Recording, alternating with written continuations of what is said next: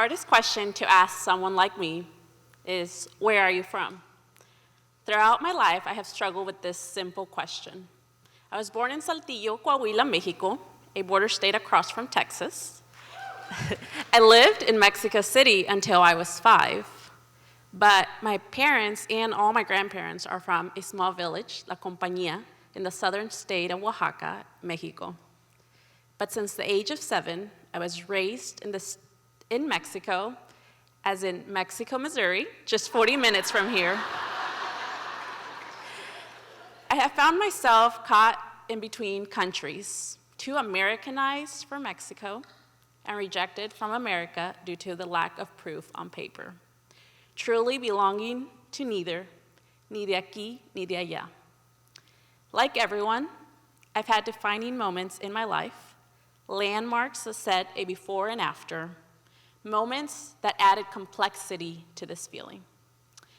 One such moment has defined my very existence till this day.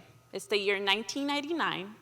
Young me had spent months begging her parents, who were in the United States, to return to Oaxaca so we could live happily taking care of goats and cattle in the countryside of La Compañía.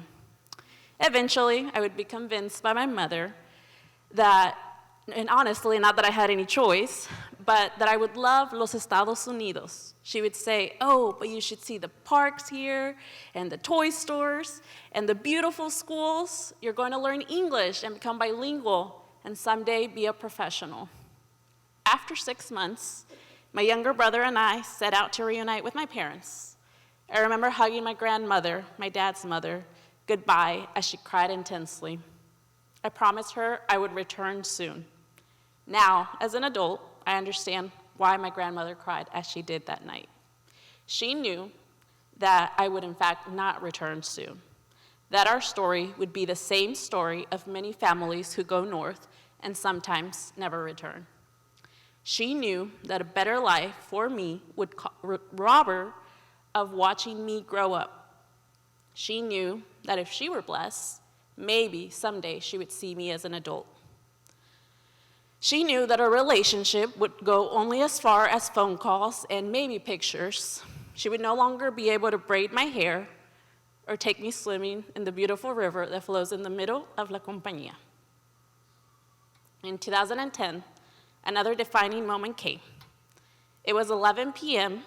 on a fall school night, and I was frantically awoken by my mother at her home in Mexico, Missouri. She needed me to help with interpreting because my father had been detained by a sheriff deputy. I remember feeling like I had been punched in the stomach. I lay there, closing my eyes tightly, praying that this was a horrible dream. That night, I had to face my reality. I had to face the pain of what I knew all of this would mean. To face the truth that we were undocumented. My parents were always very honest with me about our status, and I was told to never talk about it or do anything to attract attention. Nothing like this, of course. When you are the oldest daughter in an immigrant home from a very young age, you carry all the worries, this including but not limited to the care of your younger siblings, the finances of the home, cooking, cleaning, being the interpreter, and of course, all of the fears of what it means to be undocumented in the United States. But in many ways, my status did not fully affect me until I was in high school, and I couldn't get a driver's license or a job because I didn't have a social security number. In my senior year of high school, I attempted to take a college-level writing class. I was so excited about this class, but when it came time to fill out the documents for the college credit, I freaked out because it asked for my social security number. I didn't have an adult to confide in about my situation, so I dropped the class and lied to my teacher that I would rather take poetry. The rest of the year felt similarly disappointing as the reality of my immigration status set in. I couldn't apply for scholarships because they all require you to be a U.S. citizen. I didn't even know how to apply for college as an undocumented immigrant, and reaching out for help would mean that I would have to tell someone my biggest secret. Carrying secrets is heavy, and one lie leads to another. The night my father was detained, the sheriff deputy pulled my dad over while he was driving home from work and alleged that the little light above the license plate was out. This was not true. but my dad couldn't present a driver's license or documentation of legal status, so the deputy arrested him and turned him over to ICE. My father was deported on April of 2011. I graduated high school 1 month later, and then my mother made the hardest decision of her life to return to Mexico with my younger brothers. That August, I declined to join them as I knew I would be more useful for them financially if I stayed in the US. After she left, I did what I had to do to survive. This meant working 2 jobs. I worked at a factory job from 11 p.m. to 7 a.m., and then at a Mexican restaurant from 10 a.m. to 5 p.m. In a way, I felt like I was numbing the pain of my family's separation by working nearly around the clock. 1 year later, June 15, 2012, I was sitting at my restaurant job when I got a phone call from my lifelong best friend. She was crying and said, "It's happening. He's signing the executive order." I ran to turn on the news and watched President Obama talking about deferred action for childhood arrival, better known as DACA.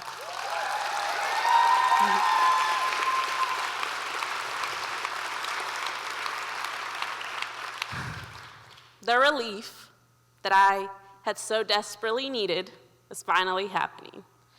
The qualifications for the program were that you had to have entered the country before the age of 16 with proof of continuous residency in the US since June 15 of 2007, be finished or enrolled in high school, and have a clear criminal record.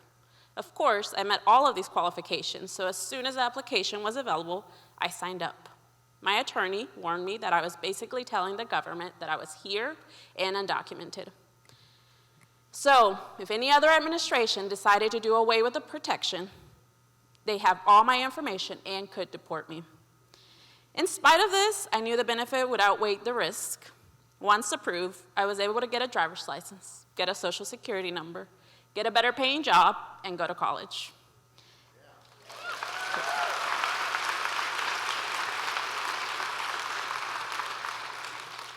I have to renew DACA every 2 years. We DACA recipients call this our subscription to the United States. And it currently costs $605 to apply on your own, but of course, with the help of an immigration attorney, the cost is much more higher. In 2021, I was able to return to Mexico for the first time since I had left as a child. DACA recipients can apply for a special travel document known as advanced parole, which allows you to leave the country under special circumstances without losing DACA status or being banned from the US for 10 years. The cost of the process is currently $630, and of course, with assistance, it's more. Returning to Mexico was a dream come true. I hadn't seen my parents in 10 years. My grandmother actually had no idea I was returning. I bought her the biggest bouquet of roses.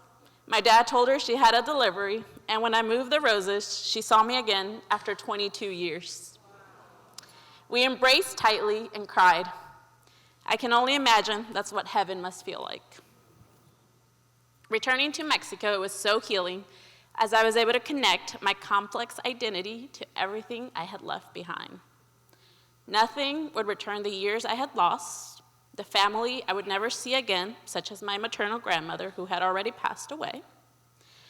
But I was able to understand my parents and the sacrifices they made for us. Being a mother myself by then, I understood that I too would do the same to give my children a chance at a better life.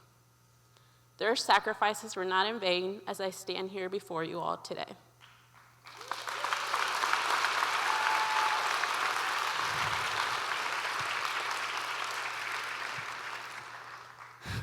To understand where I come from is to understand who I am today. I come from vibrant colors and dirt roads, the smell of a wood stove and the warmth of fresh tortillas, the taste of mezcal, chocolate, y mole, a river that runs through a village, watermelon on a hot Missouri day, see you soon's that last decades, a community member that taught me to read English, the women that have loved me as their own, generational wounds that never healed,